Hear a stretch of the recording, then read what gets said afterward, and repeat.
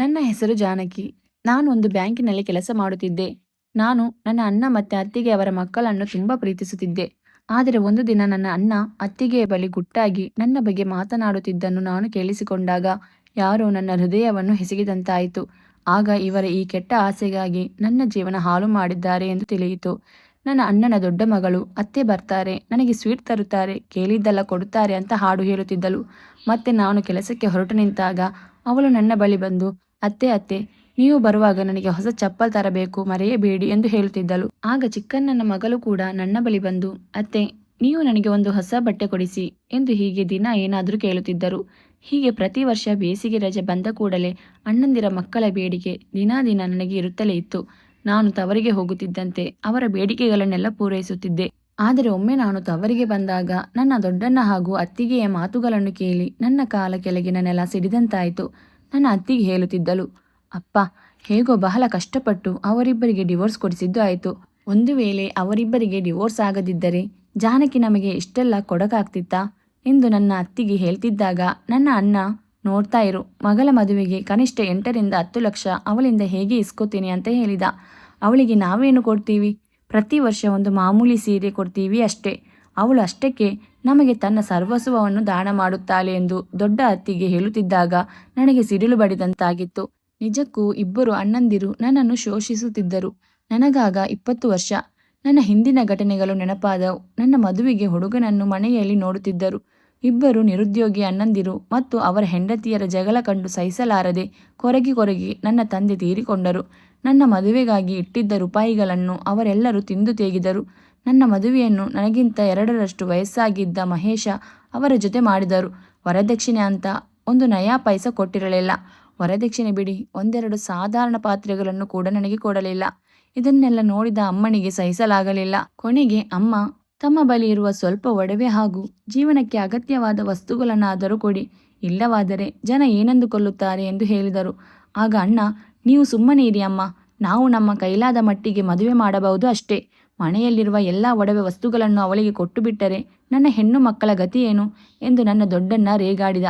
ಆ ಮಾತುಗಳನ್ನು ಕೇಳಿ ನನ್ನ ತಾಯಿ ಸುಮ್ಮನಾದರು. ನಂತರ ನಾನು ನನ್ನ ಅತ್ತೆ ಮನೆಗೆ ಹೋದೆ. ಆಗ ನನಗೆ ಅನಿಸುತ್ತಿತ್ತು, ಇಲ್ಲಿ ಇವರಾದರೂ ನನ್ನ ಓದಿನ ಬಗ್ಗೆ ಮತ್ತು ಕೆಲಸದ ಬಗ್ಗೆ ಯೋಚನೆ ಮಾಡುತ್ತಾರೆ ಎಂದು. ಆದರೆ ಅವರು ಕೂಡ ಇದರ ಕಡೆ ಇಣುಕಿ ಸಹ ನೋಡಲಿಲ್ಲ. ಕ್ರಮೇಣ ಮಹೇಶ್ ಅವರು ನನ್ನನ್ನು ಓದಿಸಲು ಮುಂದೆ ಬಂದರು. ಅವರ ಸಹಕಾರದಿಂದ ನಾನು BSc ಪಾಸ್ ಮಾಡಿದೆ. ಕೆಲವು ದಿನಗಳ ನಂತರ ಒಂದು ಬ್ಯಾಂಕ್ನಲ್ಲಿ ಪರೀಕ್ಷೆ ಬರೆದು ಅದರಲ್ಲಿ ಉತ್ತೀರ್ಣಲಾಗಿ ಕೆಲಸ ಗಿಟ್ಟಿಸಿಕೊಂಡೆ. ಆದರೆ ನನ್ನ ಗಂಡ ಮಹೇಶ್ಗೆ ನಾನು ಮನೆಯನ್ನು ನಡೆಸಿಕೊಂಡು ಒಳ್ಳೆಯ ಪತ್ನಿ ಆಗಿರಬೇಕೆಂದು ಬಯಸುತ್ತಿದ್ದರು. ಕೆಲಸಕ್ಕೆ ಹೋಗುವುದು ಅವರಿಗೆ ಅಷ್ಟು ಇಷ್ಟವಿರಲಿಲ್ಲ. ನನಗೆ ಕೆಲಸ ಸಿಕ್ಕ ತಕ್ಷಣವೇ ಅವರು ನನ್ನನ್ನು ಕೇಳಿದರು, ನೀನು ಕೆಲಸಕ್ಕೆ ಹೋಗುವುದು ತುಂಬ ಅಗತ್ಯವೇ ಎಂದು ಕೇಳಿದಾಗ ನಾನು, ಹೌದು, ಏಕೆ ಹೋಗಬಾರದು, ಈಗಿನ ಕಾಲದಲ್ಲಿ ಎಷ್ಟೊಂದು ಹೆಣ್ಣು ಮಕ್ಕಳು ಕೆಲಸಕ್ಕೆ ಹೋಗುತ್ತಾರೆ, ಬಹಳ ಕಷ್ಟಪಟ್ಟು ನಾನು ಈ ಕೆಲಸವನ್ನು ಗಿಟ್ಟಿಸಿಕೊಂಡಿದ್ದೇನೆ ಎಂದು ಹೇಳಿದೆ. ಆಗ ಅವರು, ಮುಂದೆ ಮಕ್ಕಳಾದರೆ ಅವರನ್ನು ಯಾರು ನೋಡ್ಕೋತಾರೆ? ಇಂತಹ ಸಣ್ಣ ಸಮಸ್ಯೆಗಾಗಿ ನಾನು ಕೆಲಸ ಬಿಡುವುದಕ್ಕೆ ಆಗಲ್ಲ. ಬಹಳಷ್ಟು ಜನ ಕೆಲಸದ ಹಾಲನ್ನು ಇಟ್ಟುಕೊಳ್ಳುತ್ತಾರೆ, ನಾವು ಹಾಗೆ ಮಾಡಿದರಾಯಿತು ಎಂದು ಹೇಳಿದೆ. ಆದರೆ ನನ್ನ ಒರಟು ಉತ್ತರಕ್ಕೆ ನನ್ನ ಗಂಡ ಏನೂ ಹೇಳಲಿಲ್ಲ. ಆದರೆ ಜನ ಅವರನ್ನು ಹೆಂಡತಿಯ ಗುಲಾಮ ಅಥವಾ ಹೆಂಡತಿಯ ಸಂಪಾದನೆ ತಿನ್ನುವವನು ಎಂದು ಮಾತನಾಡುವುದನ್ನು ಅವರು ಇಷ್ಟಪಡುತ್ತಿರಲಿಲ್ಲ. ನನ್ನ ತವರು ಮನೆಯವರು ನನಗೆ ಉದ್ಯೋಗ ಸಿಕ್ಕಿದ ಸುದ್ದಿ ಕೇಳಿದ ಕೂಡಲೇ ಇರುವೆಗಳಂತೆ ನನ್ನನ್ನು ಮುತ್ತಿಕೊಂಡರು. ಗಂಡ ಹೆಂಡತಿಯರ ಜಗಳದಲ್ಲಿ ಯಾವಾಗಲೂ ತವರು ಮನೆಯವರು ಲಾಭವನ್ನು ಗಳಿಸುತ್ತಾರೆ. ನಮ್ಮ ಮನೆಯಲ್ಲಿ ಅದೇ ಆಯಿತು. ನನ್ನ ತವರು ಮನೆಯವರು ಬಂದು ನನ್ನನ್ನು ಕೆಲಸಕ್ಕೆ ಹೋಗುವಂತೆ ಉತ್ತೇಜಿಸುವ ಮಾತುಗಳನ್ನು ಆಡಿ ಅವರ ಮಾತುಗಳಿಂದ ನನ್ನ ಮನವೊಲಿಸಿದರು. ಅದು ಸಾಲದು ಎನ್ನುವಂತೆ ನನ್ನನ್ನು ನನ್ನ ಗಂಡನ ವಿರುದ್ಧ ಎತ್ತಿಕಟ್ಟಿದರು. ಅವರ ಮಾತುಗಳನ್ನು ಕೇಳಿ ನಾನು ನನ್ನ ಗಂಡನ ಮೇಲೆ ಡೈವರ್ಸ್ ಕೇಸ್ ಹಾಕಿದೆ. ನಂತರ ಅವರನ್ನು ಧಿಕ್ಕರಿಸಿ ಕೆಲಸಕ್ಕೆ ಹೊರಟೆ. ನಮ್ಮಿಬ್ಬರ ಪರಸ್ಪರ ಒಪ್ಪಿಗೆಯ ಮೇರೆಗೆ ಡೈವರ್ಸ್ ಕೂಡ ಸಿಕ್ಕಿತು. ಇದನ್ನು ತಿಳಿದ ನನ್ನ ಅಣ್ಣಂದಿರು ಮತ್ತು ಅತ್ತಿಗೆಯರು ತುಂಬ ಖುಷಿಪಟ್ಟರು. ಈಗ ಎಲ್ಲರೂ ಸೇರಿಕೊಂಡು ಹಾಲು ಕೊಡುವ ಈ ಹಸುವನ್ನು ಚೆನ್ನಾಗಿ ಶೋಷಿಸಲು ಶುರು ಮಾಡಿದರು. ನಾನೀಗ ನನ್ನ ತವರು ಮನೆಯಲ್ಲಿ ಉಳಿದುಕೊಂಡೆ. ದೊಡ್ಡಣ್ಣನ ಮಗಳನ್ನು ಕಾಲೇಜಿಗೆ ಸೇರಿಸಲು ಮತ್ತು ಯಾರದೋ ಕಾಯಿಲೆಗೆ ಚಿಕಿತ್ಸೆಗೆ, ಯಾರದೋ ಪ್ರವಾಸಕ್ಕೆ, ಹೀಗೆ ಪ್ರತಿ ವರ್ಷ ಎಲ್ಲರೂ ನನ್ನಿಂದ ಹಣ ಕಸಿದುಕೊಳ್ಳುತ್ತಿದ್ದರು. ಆಗ ನನ್ನ ಸಂಬಳ 40,000ಗಳಿದ್ದು ಅದರಲ್ಲಿ ನಾನು ಮನೆ ಬಾಡಿಗೆ, ತಿಂಡಿ, ಊಟ ಇತ್ಯಾದಿಗಳಿಗೆ ಬರೀ 10,000 ಖರ್ಚು ಮಾಡುತ್ತಿದ್ದೆ. ಉಳಿದ ಹಣ ಅಣ್ಣಂದಿರಿಗೆ ಕಾಣಿಕೆಯಾಗಿ ಸಲ್ಲುತ್ತಿತ್ತು. ಆದರೆ ಅಂದು ನನ್ನ ಅತ್ತಿಗೆ ಮತ್ತು ದೊಡ್ಡಣ್ಣ ಮಾತನಾಡುತ್ತಿದ್ದ ಮಾತುಗಳನ್ನು ಕೇಳಿ ನನ್ನ ಹೃದಯ ಚೂರಾಗಿತ್ತು. ನಾನು ಆ ತಕ್ಷಣವೇ ಅವರ ಬುದ್ಧಿಗಳನ್ನೆಲ್ಲ ತಿಳಿದು ನಾನು ಒಂದು ಚಿಕ್ಕ ಮನೆ ಮಾಡಿಕೊಂಡು ಹೊರಗೆ ನಡೆದೆ. ನಂತರ ನಾನು 4 ದಿನಗಳು ರಜೆ ಪಡೆದು ಯಾವುದೋ ಕೆಲಸಕ್ಕಾಗಿ ಬೇರೆ ಊರಿಗೆ ಹೋಗುತ್ತಿದ್ದೆ. ಅಲ್ಲಿ ಆಕಸ್ಮಿಕವಾಗಿ ನನ್ನ ಗಂಡ ನಾನು ನಿಂತಿದ್ದ ಮೇನ್ ರೋಡ್ನಲ್ಲಿ ಸೈಕಲ್ ತುಳಿಯುತ್ತಾ ನನ್ನ ಎದುರಿಗೆ ಬಂದರು. ಆಗ ಔಪಚಾರಿಕ ಮಾತುಗಳ ನಂತರ, ಹೇಗಿದ್ದೀರಿ, ಏನು ಮಾಡುತ್ತಿದ್ದೀರಿ ಎಂದು ಕೇಳಿದೆ. ಏನೂ ಇಲ್ಲ, ಏನೋ ಬದುಕಿದ್ದೇನೆ. ನೀನು ಹೇಗಿದ್ದೀಯಾ ಎಂದು ಕೇಳಿದರು. ನಾನು ಚೆನ್ನಾಗಿದ್ದೀನಿ. ನಿಮ್ಮ ಹೆಂಡತಿ ಮಕ್ಕಳು ಹೇಗಿದ್ದಾರೆ? ಹೆಂಡತಿ ನನ್ನನ್ನು ಬಿಟ್ಟು ಕೆಲಸವೇ ಹೆಚ್ಚು ಎಂದು ಹೊರಟು ಹೋದಳು. ಹೆಂಡತಿ ಇಲ್ಲದಿದ್ದರೆ ಇನ್ನು ಮಕ್ಕಳು ಹೇಗಾಗುತ್ತವೆ ಎಂದು ಹೇಳುತ್ತಾ ಮಹೇಶ್ ಬಲವಂತವಾಗಿ ನಗಲು ಪ್ರಯತ್ನಿಸಿದ. ನೀನು ಬಿಟ್ಟು ಹೋದ ಮೇಲೆ ನಾನು ಯಾರನ್ನೂ ಮದುವೆಯಾಗಿಲ್ಲ. ನನ್ನ ತಂದೆ ನೀನು ಇದ್ದಾಗಲೇ ತೀರಿ ಹೋಗಿದ್ದರು. ನೀನು ಹೋದ 2 ವರ್ಷದ ನಂತರ ನನ್ನ ತಾಯಿ ಕೂಡ ತೀರಿಕೊಂಡಳು. ಮತ್ತೆ ಅಣ್ಣ ತಮ್ಮಂದಿರು ಅವರವರ ಕುಟುಂಬದೊಂದಿಗೆ ಬೇರೆ ಬೇರೆ ಊರುಗಳಲ್ಲಿ ವಾಸಿಸುತ್ತಿದ್ದಾರೆ ಎಂದು ಹೇಳುತ್ತಾ, ಮತ್ತೆ ನೀವು ಎಂದು ಕೇಳಿದರು. ಈ ಪ್ರಶ್ನೆ ಅವರು ನನಗೆ ಕೇಳುವಾಗ ಅವರಿಗೆ ಕೊಂಚ ಸಂಕೋಚವಾಯಿತು. ಆಗ ನಾನು ಇದೇ ಊರಿನಲ್ಲಿ ಇದ್ದೇನೆ. ಬೆಳಿಗ್ಗೆಯಿಂದ ರಾತ್ರಿಯವರೆಗೆ ಆಫೀಸಿನಲ್ಲಿ ಕೆಲಸ ಮಾಡುತ್ತೇನೆ.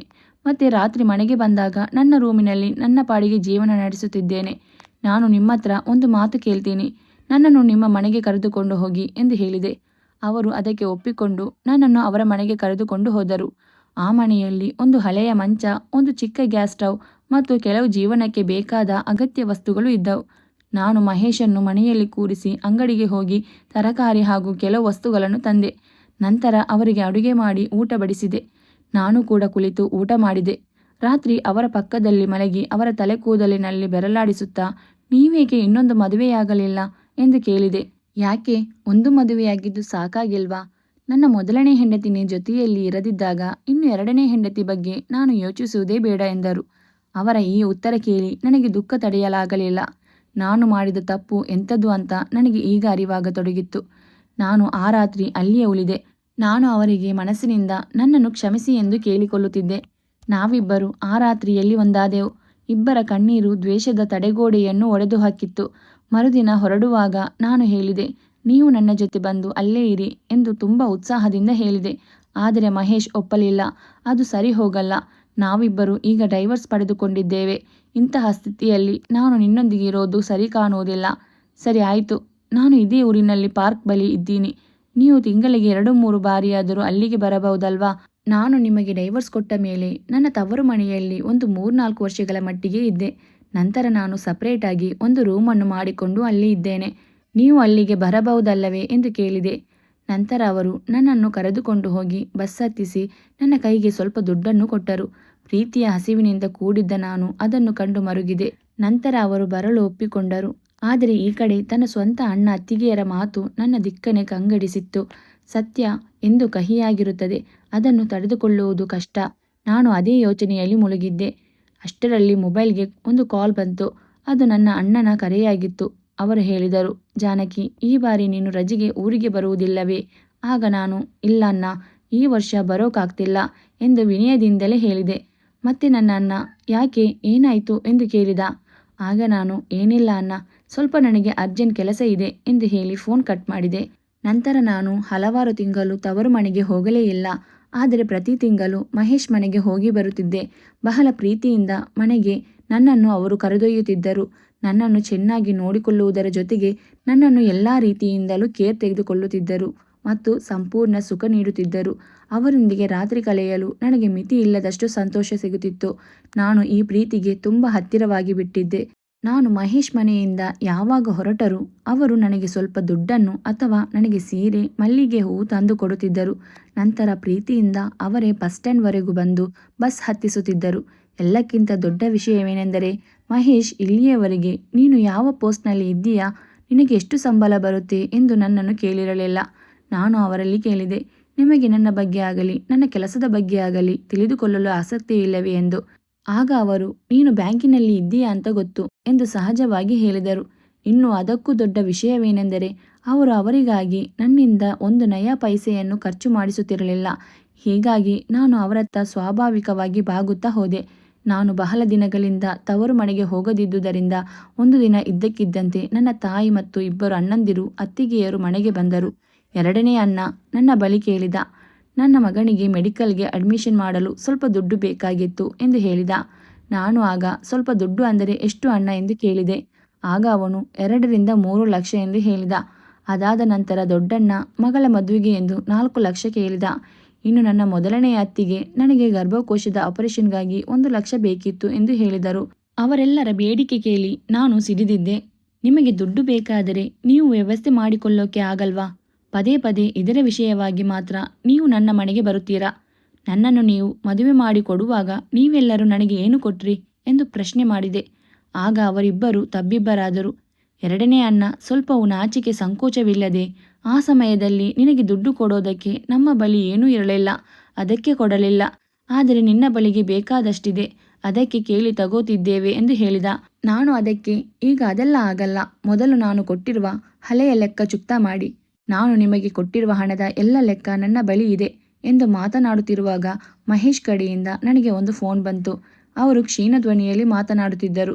ಅದನ್ನು ಕೇಳಿ, ಯಾಕೆ, ಏನಾಯಿತು? ನಿಮ್ಮ ಧ್ವನಿ ಸ್ವಲ್ಪ ಹುಷಾರಿಲ್ಲದವರಂತೆ ಕೇಳಿಸುತ್ತಿದೆ. ನೀವು ಹೇಗಿದ್ದೀರಿ ಎಂದು ಕೇಳಿದೆ. ಆಗ ಅವರು 2 ದಿನಗಳಿಂದ ಸ್ವಲ್ಪ ಜ್ವರ ಇದೆ ಎಂದು ಮಹೇಶ್ ಹೇಳಿದರು. ಆಗ ನಾನು, ನೀವೇನು ಚಿಂತೆ ಮಾಡಬೇಡಿ, ನಾನು ರಾತ್ರಿ ಬಸ್ಸು ಹತ್ತಿ ಮನೆಗೆ ಬರ್ತೀನಿ ಎಂದು ಹೇಳುತ್ತಾ ಫೋನ್ ಕಟ್ ಮಾಡಿದೆ.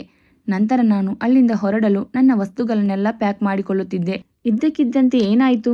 ಈಗ ನೀನು ಎಲ್ಲಿಗೆ ಹೊರಟಿದ್ದೀಯಾ ಎಂದು ನನ್ನ ತಾಯಿ ಗಾಬರಿಯಿಂದ ಕೇಳಿದರು. ಆಗ ನನ್ನ ಎರಡನೇ ಅಣ್ಣ, ಇನ್ನೆಲ್ಲಿಗೆ, ಅವಳು ಮಜಾ ಮಾಡೋಕೆ ಹೊರಟಿರಬೇಕು ಎಂದು ಹೇಳಿದ. ನನ್ನ ಕೋಪ ಮಿತಿ ಮೀರಿತ್ತು. ಹದ್ದು ಮೀರಿ ಮಾತನಾಡಬೇಡ, ನಿನಗೆ ಹೀಗೆ ಮಾತನಾಡುವುದಕ್ಕೆ ನಾಚಿಕೆಯಾಗುವುದಿಲ್ಲವೇ? ಹೀಗೆಲ್ಲ ನೀವು ನನ್ನ ಬಗ್ಗೆ ಮನಸ್ಸಿನಲ್ಲಿ ಇಷ್ಟೊಂದು ಇಟ್ಟುಕೊಂಡು ಅದು ಹೇಗೆ ನನ್ನ ದುಡ್ಡನ್ನು ಮುಟ್ಟಲು ಇಷ್ಟಪಡುತ್ತೀರಾ? ನಾನು ಕೇಳುತ್ತಿದ್ದೆ, ತಂಗಿಗೆ ಯಾವಾಗಲೂ ಅಣ್ಣಂದಿರು ಬೆನ್ನೆಲುಬಾಗಿ ಇರುತ್ತಾರೆ ಎಂದು. ಆದರೆ ನೀವು, ಛೇ, ನಾನು ಬೇರೆ ಯಾರ ಜೊತೆಗೆ ಮಜಾ ಮಾಡುವುದಕ್ಕೆ ಹೋಗುತ್ತಿಲ್ಲ. ಅದು ನನ್ನ ಗಂಡನ ಫೋನ್ ಆಗಿತ್ತು. ಅವರಿಗೆ ಈಗ ಹುಷಾರಿಲ್ಲವಂತೆ, ಹಾಗಾಗಿ ನಾನು ಹೋಗಲೇಬೇಕು ಎಂದು ಹೇಳಿದೆ. ಅದನ್ನು ಕೇಳಿದ ಮನೆಯವರೆಲ್ಲರ ಕಣ್ಣುಗಳು ಬೆರಗಾಗಿ ನನ್ನನ್ನು ನೋಡುತ್ತಿದ್ದವು. ಆಗ ನನ್ನ ಅಮ್ಮ, ನೀನು ನಿನ್ನ ಗಂಡನ ಜೊತೆ ಡೈವರ್ಸ್ ಪಡೆದ ನಂತರ ಅವನೊಂದಿಗೆ ನಿನ್ನ ಕೆಲಸ ಏನು ಎಂದು ಕೇಳಿದರು. ಹೌದಮ್ಮ, ತಂಗಿ ಮದುವೆ ಆದಮೇಲೆ ಅವಳ ಸಂಪಾದನೆ ಹಾಗೂ ಆಸ್ತಿ ಮೇಲೆ ಅಣ್ಣಂದಿರಿಗೆ ಏನು ಕೆಲಸ? ಆದರೆ ನನ್ನ ಅಣ್ಣಂದಿರು ತನ್ನ ತಂಗಿನ ಹಾಲು ಕರೆಯುವ ಹಸು ಅಂತ ತಿಳಿದುಕೊಂಡು ಹಣ ಲೂಟಿ ಮಾಡುತ್ತಿದ್ದಾರೆ. ಆದರೆ ಒಬ್ಬರು ನಯಾ ಪೈಸಾ ವಾಪಸ್ ಕೊಡೋ ಮಾತೇ ಆಡಲ್ಲ. ಅದು ಹೋಗಲಿ, ದುಡ್ಡು ಇವತ್ತಲ್ಲ ನಾಳೆ ಸಂಪಾದನೆ ಮಾಡಬಹುದು. ಆದರೆ ಒಂದು ದಿನವಾದರೂ ನನ್ನ ತಂಗಿ ಅಂತ ಪ್ರೀತಿಯಿಂದ ಮಾತನಾಡಿಸಿದ್ದಾರಾ? ಇಲ್ಲ ಒಂದು ಒಳ್ಳೆಯ ಅಡುಗೆ ಮಾಡಿ ಊಟಕ್ಕೆ ಕರೆದಿದ್ದಾರಾ? ಅವರು ನನ್ನನ್ನು ಅವರ ಸ್ವಾರ್ಥಕ್ಕೋಸ್ಕರ ಬಳಸಿಕೊಂಡಿದ್ದಾರೆ. ಇನ್ನು ನನ್ನ ಅತ್ತಿಗೆಯರು ನನ್ನ ಹಾಗೆ ಅವಳು ಒಂದು ಹೆಣ್ಣು ಅಂತ ತಿಳಿದು ಒಂದು ದಿನನಾದರೂ ನನ್ನನ್ನು ಮನೆಗೆ ಕರೆದು ಒಂದು ಕುಂಕುಮ ಕೊಟ್ಟಿದ್ದಾರಾ? ಇಲ್ಲ ಒಂದು 100 ರೂಪಾಯಿ ಸೀರೆ ಕೊಟ್ಟಿದ್ದಾರಾ? ಅವರು ಕೂಡ ನನ್ನ ಮೇಲೆ ಶೋಷಣೆ ಮಾಡಿದ್ರು ಎಂದು ಹೇಳಿದಾಗ ಅವರೆಲ್ಲರೂ ನನ್ನ ಮಾತುಗಳನ್ನು ಕೇಳಿ ತತ್ತರಿಸಿ ಹೋದರು. ಅಮ್ಮ, ನೀವೆಲ್ಲರೂ ಸೇರಿಕೊಂಡು ನನ್ನ ಹಣದಿಂದ ಮೋಜು ಮಾಡೋಕೆ ನನ್ನನ್ನು ನನ್ನ ಗಂಡನಿಂದ ದೂರ ಮಾಡಿದ್ರಿ, ನನ್ನ ಸಂಬಂಧವನ್ನು ಮುರಿದಿರಿ. ಇದರಿಂದ ನಿಮಗೆ ಏನು ಸಿಕ್ಕಿತು? ನೀನು ತಪ್ಪು ತಿಳಿದಿದ್ದೀಯ ಜಾನಕಿ ಎಂದು ಅಮ್ಮ ಹೇಳುತ್ತಿದ್ದರು. ಆಗ ನಾನು ಅಡ್ಡ ಮಾತನಾಡಿ, ಅಮ್ಮ, ನಿಜ ಏನು ಅಂತ ನಿಮಗೂ ಗೊತ್ತು. ಅಪ್ಪ ನನ್ನ ಮದುವೆಗೆ ಇಟ್ಟಿದ್ದ 5 ಲಕ್ಷಗಳನ್ನು ಬಟ್ಟೆಯನ್ನು ನನಗೆ ಕೊಡಲಿಲ್ಲ. ಮದುವೆಯಾದ ಮೇಲೆ 4 ವರ್ಷಗಳವರೆಗೆ ಹೇಗಿದ್ದೀಯಾ ಅಂತ ಯಾರೂ ವಿಚಾರಿಸಲಿಲ್ಲ. ಆದರೆ ನನಗೆ ಕೆಲಸ ಸಿಕ್ಕ ನಂತರ ಎಲ್ಲರೂ ಒಟ್ಟಿಗೆ ಬಂದು ಬಿಟ್ರಿ.